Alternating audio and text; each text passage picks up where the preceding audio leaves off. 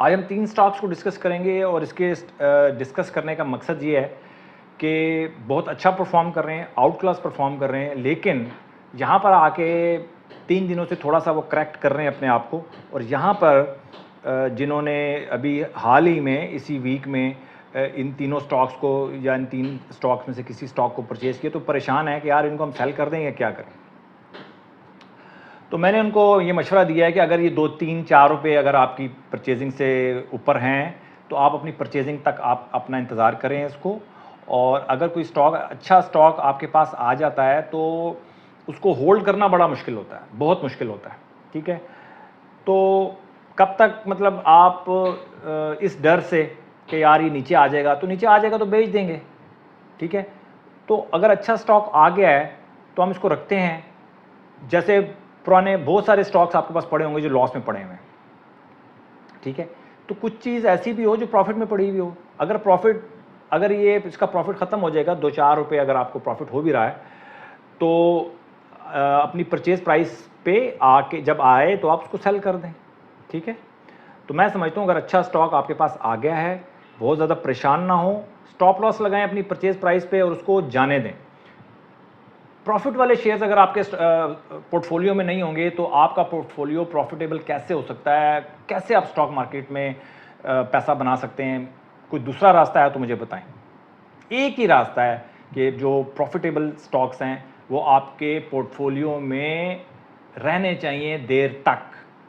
सबसे बड़ा चैलेंज है, सबसे बड़ा चैलेंज मैं समझता हूँ कि सबसे कम ये चीज़ डिस्कस की जाती है कि सबसे बड़ा चैलेंज क्या है स्टॉक मार्केट में। मैं समझता हूँ कि सबसे बड़ा चैलेंज यही है कि जो प्रॉफिट वाले जो स्टॉक्स हैं उनको आप अपने पोर्टफोलियो में रख नहीं सकते, उनकी मौत जल्दी वाक़या हो जाती है। तो इनकी ज़िंदगी लंबी करें, किसी तरह इसके ऊपर काम करें कि इनकी ज़िंदगी आप अपनी लंबी कर सकें। अपने ज़िंदगी तो इनकी है, बट आपके पोर्टफोलियो में ये ज़्यादा देर तक ज़िंदा नहीं रहते और वहाँ पर ये मर जाते हैं। मर जाने का मतलब ये है कि आप उसको सेल कर देते हैं। तो बस आपने इसी चीज़ के ऊपर काम करना है। अगर कोई अच्छा स्टॉक आप ले लेते हैं और वो थोड़ा प्रॉफिट में चला जाता है, तो अब आपने उसको अपने पास रखना कैसे है। वो आपकी बास्केट में मतलब उछलता है, फुदकता है, निकलने की कोशिश करता है और निकल जाता है आपकी मर्ज़ी से। आप उसको सेल करते हैं, अदरवाइज़ उसमें इतनी सख्त नहीं होती कि वो आपकी बास्केट से निकल सके। आप ही उसकी मदद करते हैं निकलने में, ठीक है। पीपीएल भी उसी तरह वैसे ही ट्रेड कर रहा है। तो पीपीएल का एक लेवल मैं आपको बता देता हूँ, 124 रुपये 35 पैसे है इसका। 124 रुपये 35 पैसे से नीचे नहीं जाना चाहिए इसको, कतन नीचे नहीं जाना चाहिए। अगर 124 रुपये 35 पैसे पे अगर 124 रुपये 35 पैसे या 123 रुपये 70 पैसे, ठीक है। तो ये प्राइस, ये चैनल है इसका, इस चैनल में रहे तो ठीक है, इससे ऊपर रहे तो ठीक है, या इस चैनल में रहे या इस चैनल से नीचे आएगा तो फिर ये वीक हो सकता है, ठीक है। ये पीपीएल की बात हो गई। ओजीडीसी भी देख लें, सेम वही सूरत हाल है ओजीडीसी की भी। और लोग पूछ रहे हैं भाई क्या करूं। अब यहाँ पर सब कुछ ठीक है, अब टेक्निकल मैं क्या बताऊं, टेक्निकल ठीक है, सही है। तो अगर हम इसको बाय करेंगे तो अब अगला जो बाय हमारा बनता है, अगर आपने बाय नहीं किया हुआ तो ये जब इस लाइन को 50 की मूविंग एवरेज के करीब करीब जाएगा और वहाँ पर कोई अच्छी बनेगी हमारी कैंडल, वहाँ पर हम इसको दोबारा बाय करेंगे। यहाँ पर तो हम नया बायर नहीं है, मैं तो पुराने बायर्स की बात करूँ जिन्होंने इसको रखा हुआ है।